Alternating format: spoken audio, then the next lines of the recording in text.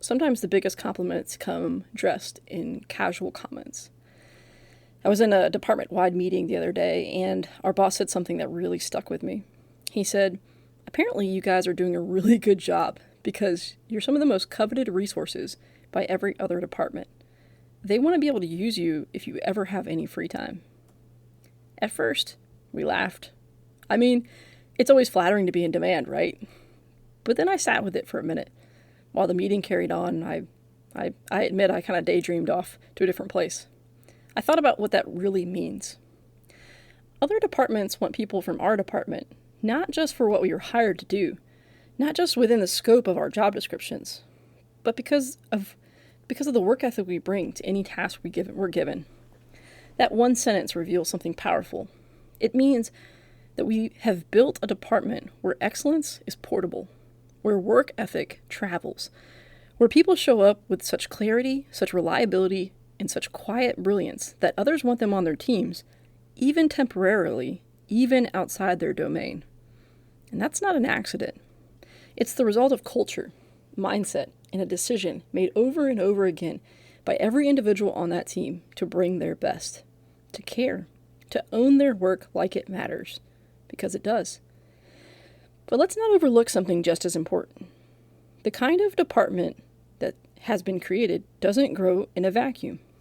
It takes a certain type of leadership to create these conditions, where excellence becomes the norm. You need a leader who sees people not just for the roles they fill, but for the potential they carry. A leader who sets high standards but never confuses excellence with perfection. Who creates the type of psychological safety where people aren't afraid to speak up, or fail forward, or reach further than their job descriptions. A leader who shines a light on what's working instead of only what's missing, and who understands that recognition isn't a reward, it's a responsibility. This kind of leadership, it's not loud, it's not performative, it's intentional, it's steady, it's the kind that doesn't micromanage, but makes you want to self-manage, because you respect the vision and trust the mission. It's a leadership that doesn't just demand results, but models the character and consistency that make those results possible. No one becomes the kind of professional everyone wants on their team without someone, somewhere, believing in them and challenging them to rise. So yes, kudos to the team, but also credit to the kind of leadership that sees excellence not as a destination, but as a shared standard. Let me be clear, no one is perfect. We all have our off days because, well, we're human, right? But when your reputation becomes, these are the people who get things done, that doesn't happen by chance. That happens when talent meets consistency.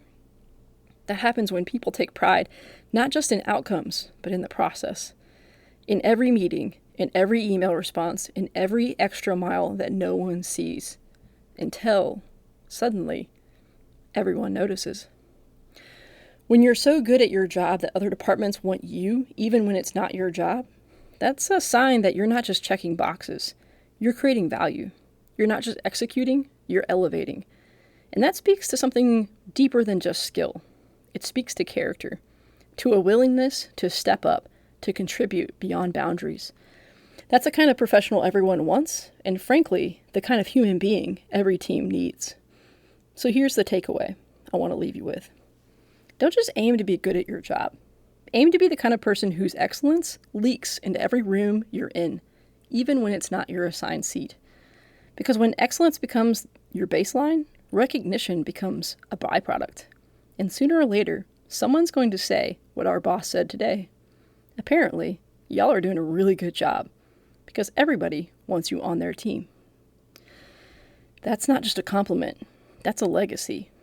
And behind every legacy like that is a leader who saw it coming.